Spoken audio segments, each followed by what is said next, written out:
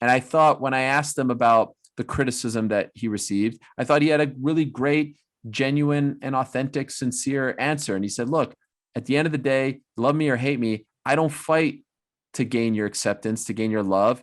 Is he still that star, or has his stock gone down a bit?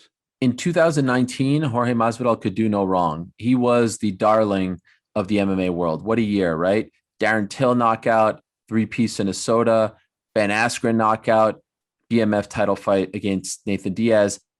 In many people's eyes, he was the fighter of the year. He was mine. He was the comeback fighter of the year. He was the most improved fighter of the year. I mean, he was like everything. I mean, it was an incredible year. Even 2020, although he only fought once, he could do no wrong. Takes the fight on 7 days' notice. Remember that 7 day stretch? Like, remember that video that his manager posted of him coming off the plane? Was he going to take it? Is he not? With the long hair? It's July. There's still no sports going on. We're jonesing. It's Fight Island. All this stuff. Like, he could do no wrong. And even with the loss, while it was disappointing, his backers were like, nah. He took it 7 days. He would smoke him in the rematch. Can do no wrong. Then, as you said, I think there were some mistakes. He and his team did a phenomenal job of repackaging this character, right? Street Jesus, Cuban Jesus, the resurrection. When he went to do that reality show and came back, I mean, they were firing on all cylinders, left, right, and center. But I do think there were some missteps. Number one, he got too political. Now, is it okay to talk politics? I don't get offended by that, but it went a little too overboard, right? A little too much. Like, there's a line, and I felt it was a little too much. That was the first strike against him that really turned people off. Number two, as you said, the Jake Paul backing. I mean, how dare you back this guy against MMA and all that stuff? All right. And then number three, people felt like he didn't deserve this. So he was going into this fight when it was announced. And I think that's part of the reason why people were like, oh, not this guy. But I think you notice, didn't talk about the Paul fight, right?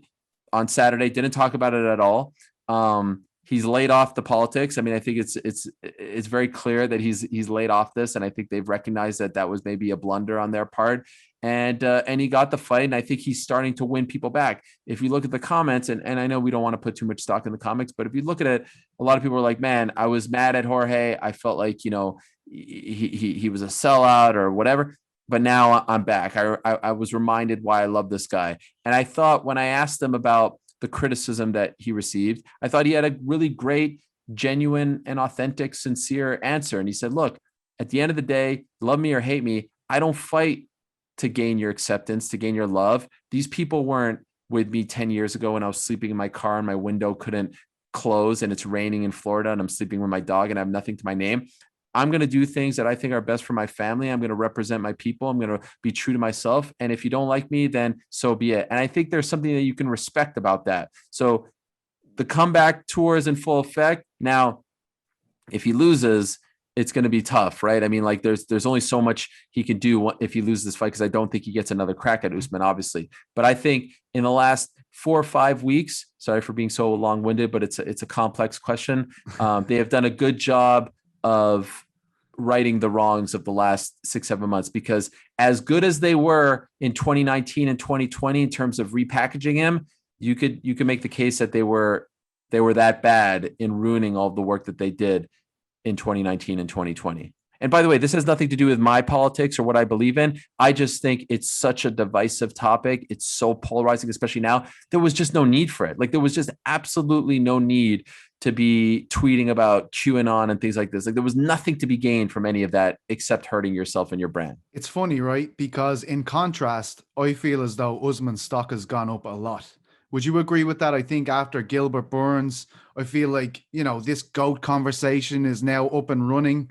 I mean, do you feel as though Usman is far more appreciated by the fan base than he was, say, the first time he fought Jorge Masvidal? Okay, so I was going to say that if you want to compare it to July, absolutely. He is more respected, definitely more talked about, more loved to a degree than he was back in July. I still don't think he is as popular as Jorge, despite everything that I just said.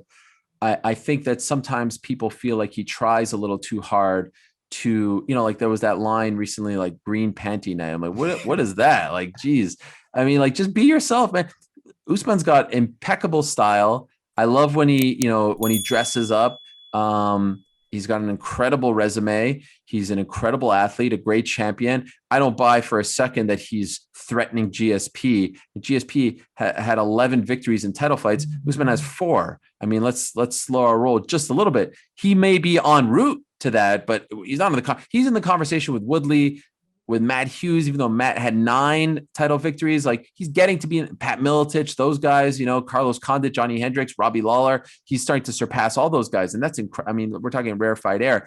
I just don't know if he has connected truly with the audience. I think this African revolution has helped him, being a part of that. Francis Ngannou, Israel Adesanya, him being part of this trio, I think has really endeared him to, a certain kind of fan who's out there who maybe wasn't a big MMA fan, but sees themselves in these guys who have come from very little and now have had successful careers.